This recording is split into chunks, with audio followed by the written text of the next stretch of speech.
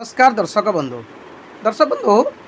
बहुत क्लाएंट मोर मते फोन करके पचारती सारे आमे कौन एमती एक रिमेडी करूँ जहाँद्वारा कि आम कर्जरू आम मुक्ति पाइबू।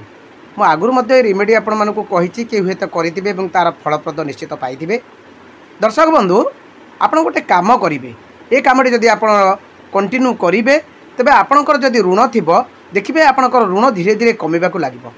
तेबे आपणकर ये रिमेडी कौन ना आपण ये कर्जरू मुक्ति पाइबापी बा ये ऋणरू मुक्ति पाइबापी आपण बजार गोटे गोलाप जल आप किणिक आनिबे एवं से गोलाप जल को आपण प्रत्येक सोमवार दिन शिव मंदिर को नेबे एवं शिव मंदिर रे आपण से गोलाप जल को अर्पण करेंगे। जमिति आमे जल अभिषेक करती दुग्ध अभिषेक करती सेहीपरि से गोलाप जल को शिवलिंग उपरे आपण अभिषेक करेंगे।